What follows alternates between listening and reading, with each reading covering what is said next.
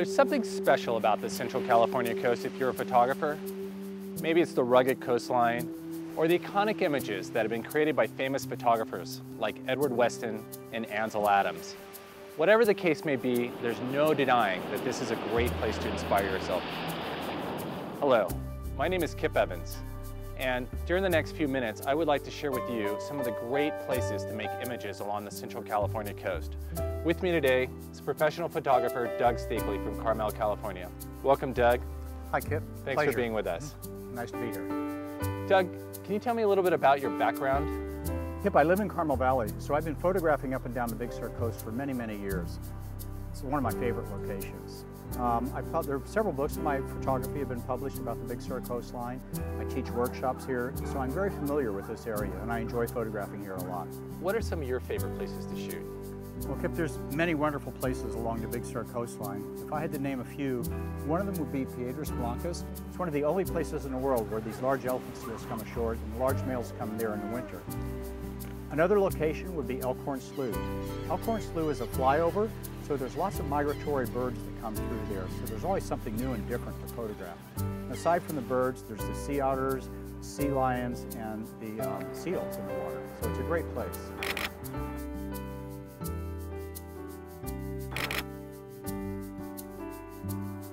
Sobranes is a wonderful location. It has large bluffs overlooking the ocean, there's sea stacks out in the water, and of course you have dramatic sunsets with the ocean in the background. It's a great place along the Big Sur coastline to photograph. Kip, each one of these areas is really a wonderful place to go shoot, and I think the best way would be for us to go there together and let me show you what I normally do. It's the right time of day to go down to Sobranes. We're going to have a nice sunset tonight. I think we should head down there for some nice landscape photography. I agree, Doug. It sounds like a great time. Great. Let's do it. Well, Kip, I always try to get out early in the morning or late in the afternoon around sunset. The light's a lot softer, and those are better times for photography. Going down here to Sobranes, I think sunset's the best time for that area, especially if there's some clouds in the sky and the sun gets under them and lights it up a little bit.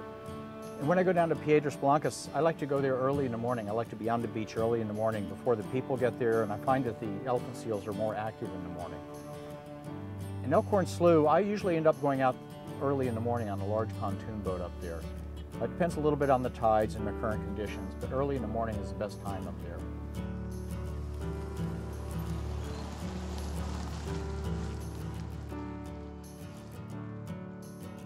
Kip, I'm sure you can see why this is such a great place for landscape photography.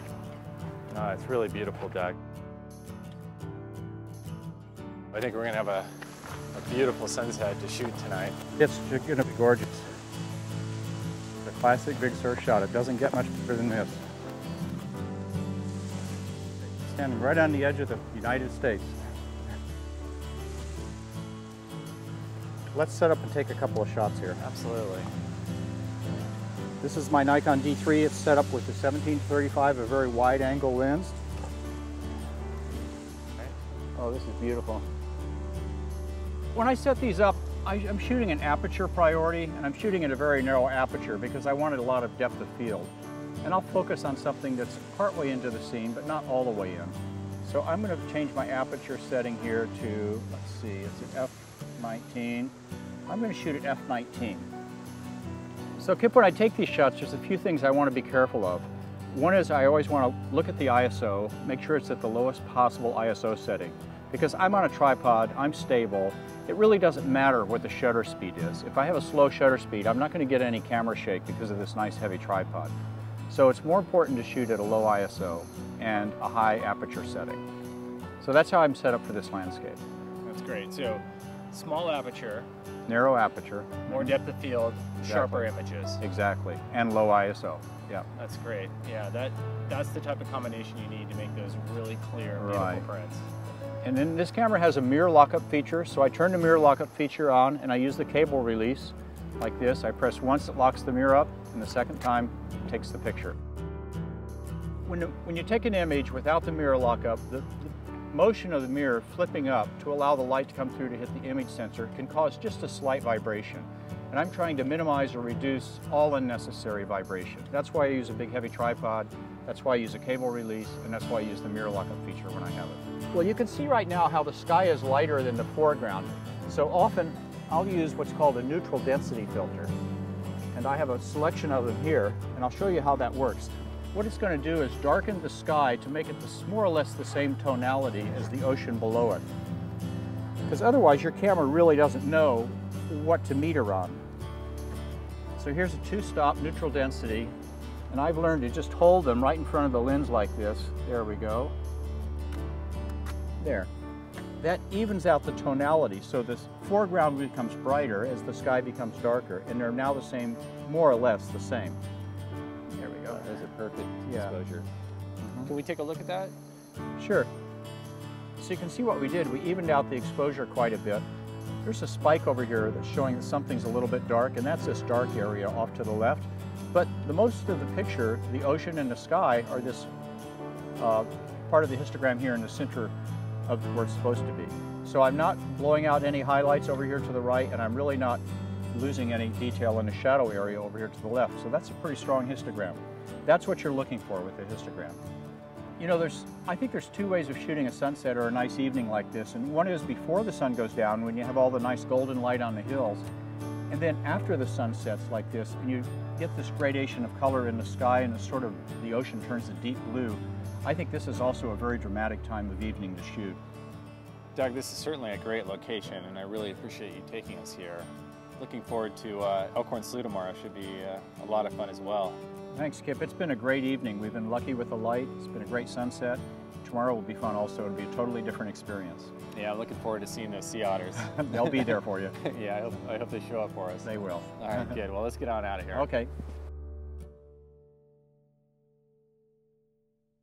Here we are at one of my favorite places for photographing wildlife, Elkhorn Slough.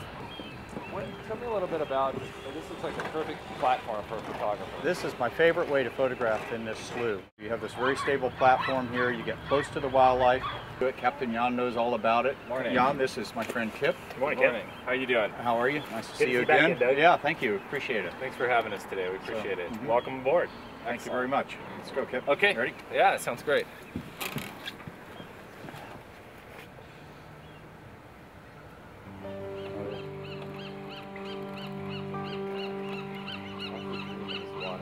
You don't want to go swimming here.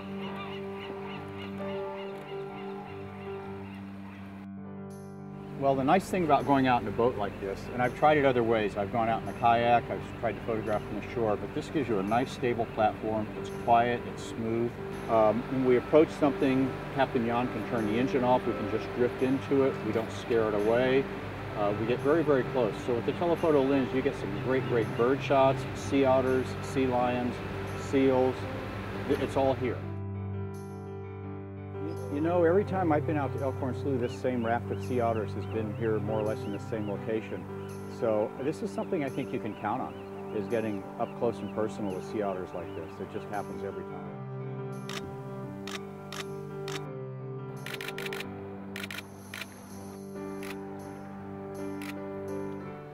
The most important thing when you're shooting wildlife is to have it be sharp and in focus. So you want to avoid as much camera shake or blur as you can. So I always use a very fast shutter speed.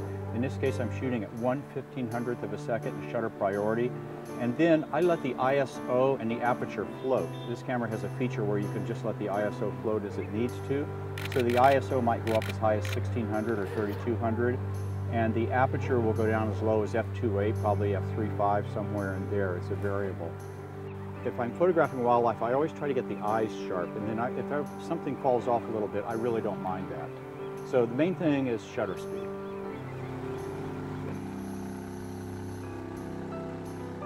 Yeah, I think this lighting is really nice because if it's sunny and bright, a lot of times it's a little bit too harsh and too contrasty. And here you can see the different pelicans. You can see the adult ones here with the white heads. You can see the juveniles with the brown heads. I really like to get action shots. I like to try to get a pelican that's either taking off or landing rather than just sitting like this. So I kind of wait until, I focus on one and just wait until he does something exciting. But it's a little bit of luck and a little bit of patience and a little bit of preparation. You want to use autofocus. You want to focus right on the bird. I'm using a center-weighted autofocus here, so I make sure that whatever's in the center of my frame is going to be sharp. A very fast shutter speed, so you freeze the action, freeze the motion of the bird flying and landing or taking off. But they will do it, and it's just a matter of being patient and waiting, and you getting that really good shot. There's one right now landing over there.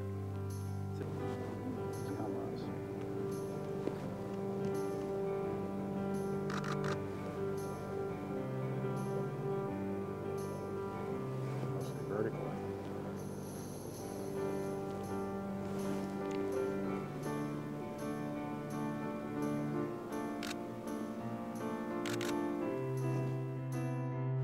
Doug, what a morning. It is a great place to shoot, obviously, if you're a photographer. Do you think this could be maybe one of the best places along the Central California coast? There's no other place you can get this close to the sea otters. You can have a stable platform like this. You can take your time. You can be comfortable. You can compose the shot. There's a wide variety of birds. They're always here. You can count on it. Every time I come out, I get great shots here. It's a wonderful location.